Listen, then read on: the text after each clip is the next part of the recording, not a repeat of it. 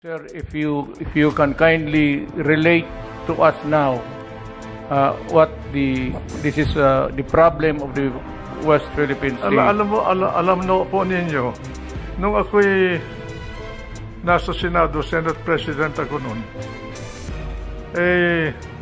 inimbita ako ni President Aquino isang hapon doon sa palasyo, doon sa cabinet room. Nung dumating ako doon, ako ang unang dumating. Pangalawa, dumating si Senator Trillanes. Pareho kaming senador noon. Meron siyang ibinubulong sa akin na treason. Hindi ko naintindihan yung gusto niyang sabihin. Pagkatapos nung dumating na si Albert Del Rosario, kalihim ng Department of Foreign Affairs, at kasama niyang presidente, umupo sila. Binibriefing kami ni Del Rosario tungkol doon sa nangyari sa Scarborough, Seoul. At mukhang nagkaroon ng alitan ang pangkat natin at ang pangkat ng China doon. Ngayon, sinabi ni Trillanes na nagpunta siya sa China at kinausap niya yung mga namumuno sa China tungkol doon sa bagay na sa problema na yon. Ako naman bilang presidente ng Senado noon, tinanong ko sa kanya, anong karapatan mo na nagpunta sa China? Yung ba kusang loob mo lamang ang nagpunta ron? Sabi niya, hindi, nagpunta ako doon, may authority ako. Sinong nag-utos sa'yo na pumunta ron? Pagkatapos sumagot si Presidente Aquino, sabi niya, ako ang nag-utos sa kanya. Sinabi ko kay Presidente Aquino na dahan-dahan, Mr. President, medyo masalimuot yata yan sapagkat hindi natin alam kung anong mga pinag-usapan nila ni Trillanes doon sa mga kinakausap niya sa China. Kaya mag-iingat tayo. Pagkatapos noon, si Secretary Del Rosario, binigyan ako ng sulat ni Ambassador Brady natin sa China na nagre-reklamo na itong si Trillanes ay binabypass siya. Yung pala, si Trillanes pasok at labas sa China na tila hindi na dumadaan sa immigration dahil inuutosan yata siya ni Presidente Aquino. Kaya sinabihan ko sila na dapat huwag natin gawin yun sapagkat bansa ang nauukol dito. Nagkaroon ng mediation. Ngayon, ang mediator pala doon ay ang Amerika. Ang question ngayon na hindi ko masagot at hanggang ngayon hindi ko alam kung sino ang humingi ng tulong ng Amerika. Ang Amerika ang nag-mediate. Nagkaroon ng kasunduan dahil sa mediation ng Amerika na umatras bawat China at Pilipinas doon sa area ng Scarborough.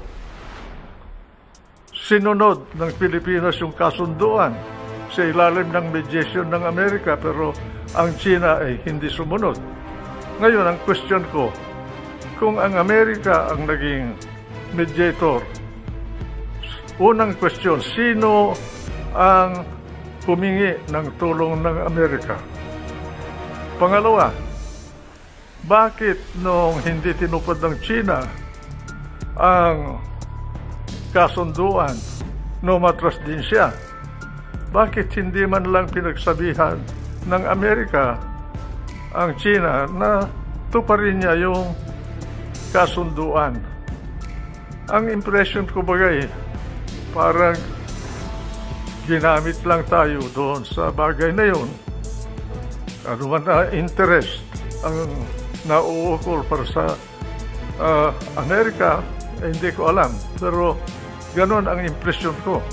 Hanggang ngayon, hindi ko masagot kung bakit yung mediator natin ay hindi tayo tinulungan para tumupad naman ang China para doon sa kasunduan na umatras sila. Kaya ngayon, sila ang nakapwesto doon. Tayo na wala. Yan po ang natatandaan ko na pangyayari dyan sa problema ng tinatawag natin na panatag, isla ng panatag. Senator, I would like the people to know, you have given us really almost the foundation of your talk tonight and probably your answers. Na bakit pumayag ang Pilipinas na umatras tayo? And I would like to know if you know what drove Aquino to reach that decision to order the Navy to retreat.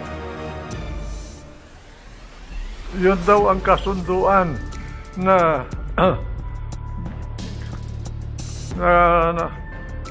natamo ng dalawang panig sa ilalim ng mediation ng Amerika, Mr. President.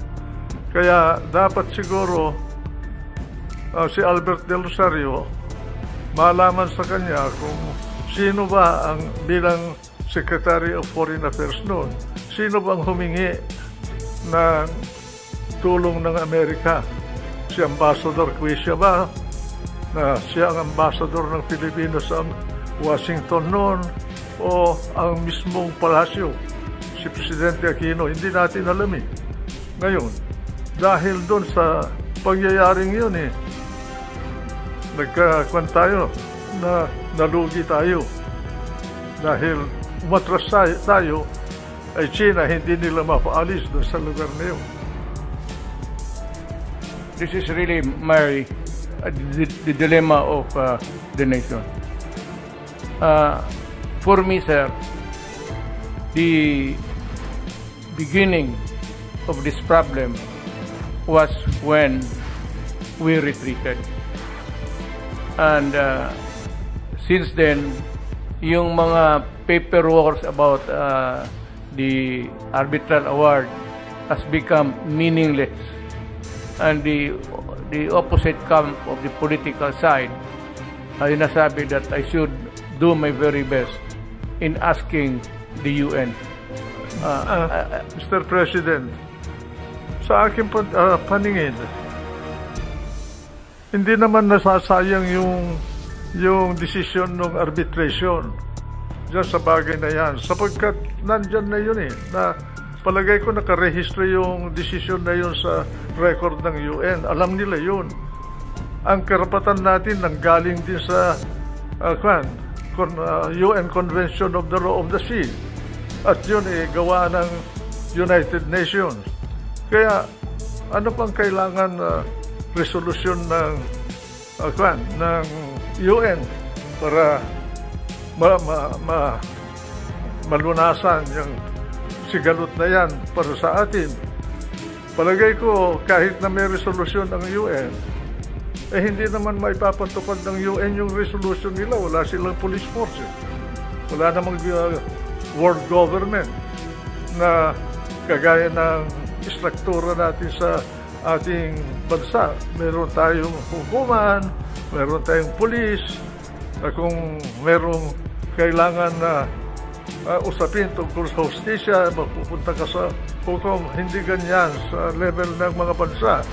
Sa level ng mga bansa, ang nananatili dyan kung ano ang kakayahan mo kontra sa kabila. Yun lang. It is what operates within the level of nations, Mr. President, is what they call the law of nature. The law of force and nothing more. That is international law. That is what I've been telling at least our countrymen. I was frank enough in the early days, and I said that might makes it right. And we are not, unfortunately, on the side of might. So we cannot do anything because we cannot be in parity in force and in all. So we have to talk, just talk and talk until such time, by the grace of God, if there is an opportune time for all of these things to correct itself, maybe. Ang ano ko, sir, kasi ako yung sinisisi nila na bakit ko raw I will not forcefully do everything to go to the United Nations to ask the body for help. One is that I am a realist, sir. And if this question is as big as the West Philippine Sea, this will eventually reach the Security Council. Mr. President, in the first place, you were elected by the Filipino people to be the leader of this country. Nobody else can frame the foreign policy of the country except the President of this country. That is true to us and true to other countries. That even the Supreme Court can interfere with your foreign policy. That's the highest political act of a president. And I wonder why people keep talking without understanding this system. No one else can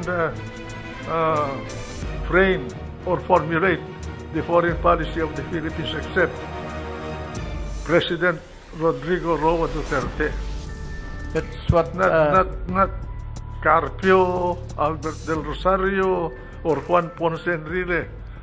There is only one person. That's the President of the Philippines.